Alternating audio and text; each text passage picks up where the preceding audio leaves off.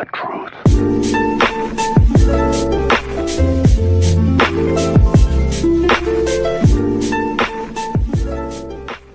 LeBron, it's the first time here in the preseason that Frank has gone with the same lineup as Game 1. What stood out about you, to you about that lineup? Our starting lineup?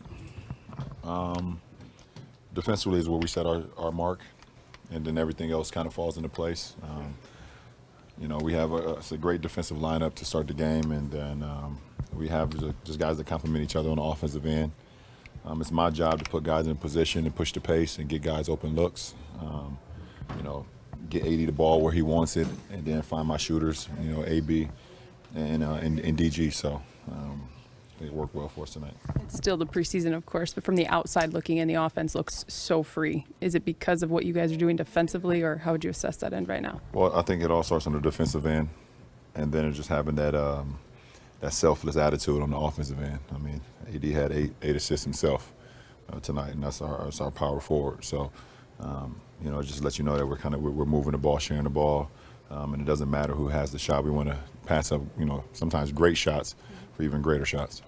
Speaking of that, at one point, Avery Bradley, I think it was 4 for 5 from 3, open on the wing, and passed it to AD in the corner. I think he kind of gave him a look like let it fly. Is that a good problem to have, like overpassing? Yeah, I basically it was actually to Danny, and Danny missed that one. But before Danny even shot it, I went over and dapped AB up, just telling him no matter what happened with that shot, it's a great pass. And we talk about passing up good shots for great shots, but he passed up a great shot for even a greater shot. So we want to try to continue that and have high assist games where everyone is feeling really good and low turnover games. When you have guys who pass as willingly and as well as you and AD do, what are the obligations of the other three guys on the floor? What do they need to be doing? No, we all just want to put ourselves in the right position to be successful. It's my job and it's AD's job because we attract so many defenders and so many eyes to put the ball on time, on target to our offensive guys. And that's no matter who's out on the floor, no matter if they make it or not, it's just to give them the ball where it needs to be for where they can just catch, dunk, catch, shoot, catch, lay it up, and that's it. LeBron, what did Quinn Cook add to the mix for you guys today? Just a steady, confident point shooting guard. He comes in, and it's almost like he didn't miss a beat. Can shoot the ball extremely well, can run the offense, and he just plays at his pace. Can't speed him up, and it was great to see him come right in and knock down a couple shots. Being Pride Night tonight, what would you want to tell the LGBTQ community? It's the second year the Lakers hold this night. I think it's great. I think it's great that the Lakers did that second year. Continue to just shed light on everything. We have so many different nights throughout the year, and it's I love the fact what the Lakers do, and Jeannie and the organization being able to continue to shed light on so many great things in this world. There was a pass in the corner. How many seconds elapsed between when you saw him and when you actually threw the pass? It all started with AD. AD seen me streaking down the middle and gave me a great outlet pass to the middle where I was able to continue my momentum. And then it was my obligation to attack the rim, try to attract as many defenders as possible, and then find their shot. And I was able to had to get it to him some way, somehow. And I didn't know it was going to result in that, but my ability to pass the ball, I just wanted to get it to their shot right on time and on target. And he did what he's known to do, and that's knock down open threes. So, I haven't seen the replay just yet. Well, actually, I have. I actually seen the replay. It's one of my. It's up there. Yeah, it's up there. Bron, you spoke after. Special about AD's passing ability and vision for his size, and maybe some things that people maybe haven't noticed about his game over the last couple of years. I just think I told you guys. I think his training camp just they asked me a lot about what was one of my favorite things playing with him. I just said he's a very cerebral player. He's seen defenders. He's seen multiple defenders for 70 straight years in New Orleans. He's able to read the defense and able to, he create for himself any time. When you create 4 eyes on the ball, I mean, you have a numbers game on the weak side. So tonight, working that two-man game with either JaVale over the top for lobs or working a two-man game with his smalls, and he's just a matchup problem, you know, and it's not many guys in our league that can affect the game, you know, the way like AD does, being able to score, rebound, and pass, you know, and he just does it at a high level. Ron, when it comes to the chemistry between the two of you, are you having to think at all right now playing alongside him? No, but I think it's going to get better and better. You know, I'm just trying to know where he likes to get the ball, where he wants the ball.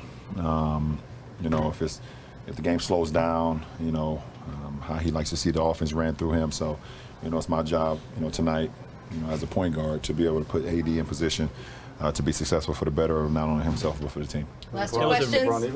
remarkable moment in the third quarter. It was a fast break play. You initiated the contact, you took the contact, and you passed the ball to Danny Green. Fans were so worried at the moment you landed on your feet. And then, is there any worriness in your mind? No, I've trained my body all through the summer to be able to take contact, fall on the ground, and be able to get up. You know, so, you know, just been blessed to be able to put myself in you know, drastic situations where I can jump up in the air, turn and fall, and also get up and be able to get back on defense or get back into the timeout after that play. LeBron, even when accounting for your obvious importance with this team, Frank was saying because of Anthony's presence and the rest of the guys, that this might be able to decrease your workload compared to other seasons. What's your perspective on that? My perspective, personally? Yeah. Oh, it sounds good. It sounds good. I seen a stat earlier today that I was like, I got like, I don't know, like 7,000 more miles than Vince Carter or something like that. He's like 7 years older than me. He did go off of 14 in the second quarter today. I saw that too. He's out of his mind. But I mean, I'm born to have workload, and it is who I am, both on and off the floor.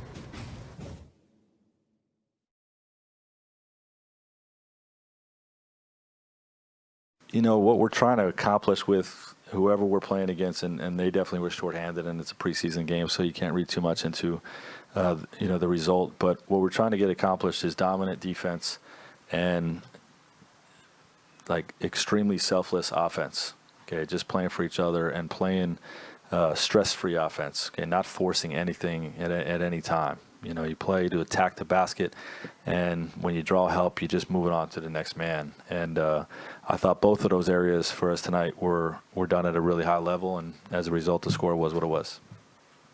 Frank, as a guy who had to scout him a lot, what have you seen change about Anthony as a passer over his career, and then particularly maybe last year where he seemed to kind of make a jump there? Well, you know, I think with any player, you know, the first couple of years in the league, the game's a little quick for him. And, you know, when they enter their prime, the game really slows down for them. So, you know, he's able right now at this point in his career to really identify a help either early on his catches or, you know, late in his drives to the basket. He's recognizing help and where the extra pass is, you know, and he's making great decisions. He's a make the right play kind of player, and you saw that tonight.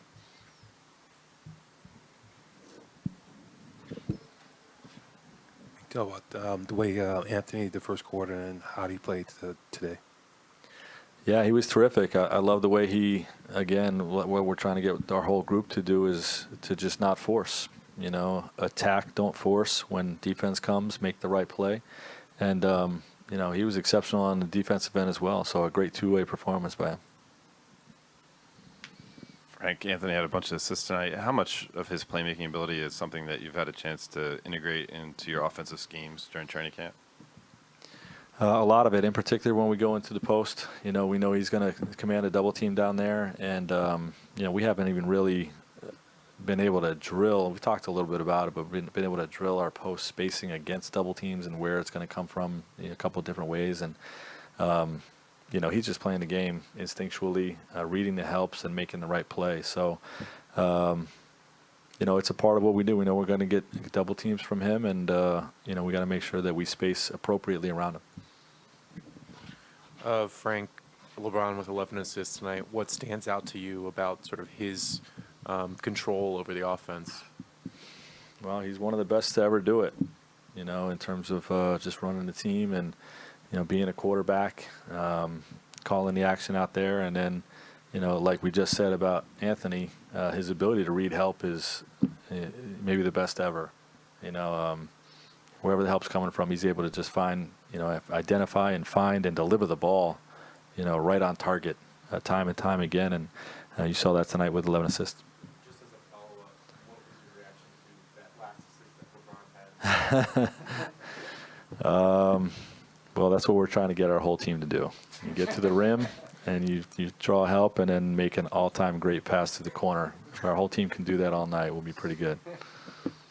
Frank, with the league seemingly as wide open as it's been in years, how much of an extra urgency does that create for you guys to just create a window of opportunity for yourselves and really capitalize on it? Yeah, I don't know if it would change if the league wasn't wide open. I think this group is put together to compete for a championship, and we know it's not going to be easy. No matter what the rest of the league looks like, it's going to take a lot of hard work. There's going to be a lot of ups and downs, a lot of tough nights, and our group is really locked in, and we've got great leadership with Anthony and LeBron, keeping guys focused in film sessions and practice. As the game goes on, talking things out and figuring things out on the floor. And, the focus has been great so far. Frank, obviously LeBron and Anthony will have big roles this year, but given the personnel around them, how similar or different do you think their workload will be compared to other seasons? Well, hopefully the two of them can help each other reduce the workload. It doesn't have to always go through LeBron like it has with teams past, and it doesn't have to always go through AD. And quite frankly, even when those guys are out, I love the role players that we have and their ability to carry the load as well. Whether it's having two lob threats and playing the spread game, we've got a number of shooters out there that can make you pay when we force help, and there's a lot of experience on our club. So hopefully the usage and the workload will be spread out. What did you see from Quinn Cook tonight, and what kind of impact do you see him making, for this team over the season? Quinn was exceptional. I mean, if he could come in and play like that all season, we'll be pretty good. What do you have? 16 points in 15 minutes, and really he controlled the game, during his stretch out there, both with his shooting and his playmaking, attacking the basket, and it's exciting to see. Exciting that we're gonna have a guy like that. Frank, just to follow up on Quinn, you kind of expect him to be able to shoot like that. He's shown that so many times. Did some of that playmaking, have you seen that in practice, and do you think that's something you can incorporate with the second unit? We have seen it. We saw it on tape last year. I mean, he played in the NBA Finals last year, big minutes and important minutes, and, he's a terrific player. So it's not just his shooting, it's his overall floor game, and, he's going to help us this year.